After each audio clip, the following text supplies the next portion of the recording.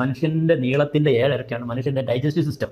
ആ സമയത്ത് ഈ പക്ക നോൺ വെജ് ആയിട്ടുള്ള സിംഹം, പുലി തുടങ്ങിയിട്ടുള്ള മറ്റ് മൃഗങ്ങളുടെ എടുത്ത് നോക്ക്, അതിൻ്റെ ആ ശരീരത്തിന് എത്ര നീളമുണ്ട് അതോടുകൂടി അത് കഴിഞ്ഞു, അതിൻ്റെ ഡൈജസ്റ്റീവ് സിസ്റ്റം അവിടെ അവസാനിക്കും. അപ്പോൾ അത് പെട്ടെന്ന് തന്നെ വെളിയിൽ പോകുന്നു.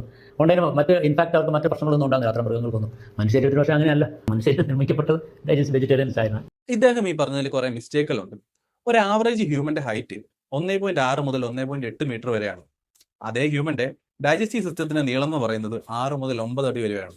അതായത് 7 മടങ്ങല്ല, 3 മടങ്ങ് മുതൽ 5 മടങ്ങ് വരെ. ഇനി നമുക്ക് ലാൻഡിന്റെ നോക്കാം.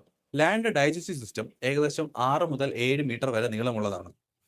അതിന്റെ ഓവറോൾ ബോഡി ലെങ്ത് 1.8 മുതൽ 2 മീറ്റർ വരെയാണ്. അതായത് സിംഹത്തിനും ഇതേപോലെ 3 മുതൽ 5 മടങ്ങ് വരെ വലിയ ഡൈജസ്റ്റീവ് സിസ്റ്റമാണ് ഉള്ളത്. ഒരു ഫാക്ട് കൂടി പറയാം.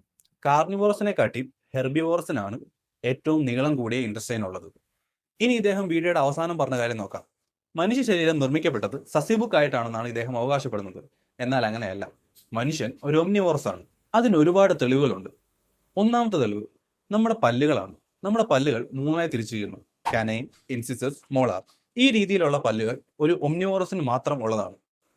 രണ്ടാമത്തെ തെളിവ് എന്ന് പറയുന്നത് നമ്മുടെ ഡൈജസ്റ്റീവ് എൻസൈംസ് ആണ്. നമ്മുടെ ശരീരം അമലൈസ് എന്ന് പറഞ്ഞ ഡൈജസ്റ്റീവ് എൻസൈം പ്രൊഡ്യൂസ് ചെയ്യുന്നുണ്ട്. അത് പ്ലാന്റ് ബേസ്ഡ് ആയിട്ടുള്ള സ്റ്റാർച്ചുകൾ ഡൈജസ്റ്റ് ചെയ്യാൻ നമ്മളെ സഹായിക്കുന്നു. എന്നാൽ ഇതേ ശരീരം പെപ്സിൻ പോലെയുള്ള ആനിമൽ പ്രോട്ടീൻസും ഫാറ്റും ഡൈജസ്റ്റ് ചെയ്യാൻ പറ്റുന്ന എൻസൈംസും പ്രൊഡ്യൂസ് ചെയ്യുന്നുണ്ട്. മൂന്നാമത്തെ തെളിവെന്ന് പറയുന്നത് നമ്മുടെ സ്റ്റൊമക്കിലുള്ള pH വാല്യൂ ആണ്. 1.5 മുതൽ 3 വരെയാണ് അത്.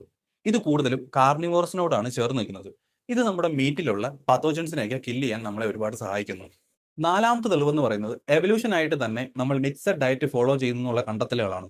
ഇതിനെ സപ്പോർട്ട് ചെയ്യുന്ന ഒരുപാട് bone chemistry, fossil evidence, tool records ഒക്കെ നമുക്ക് കിട്ടിയിട്ടുണ്ട്. സോ ഹ്യൂമൻസ് ഹെർബിവോറസ് അല്ല, ഒരു ഒമ്നിവോറസ് ആണ്.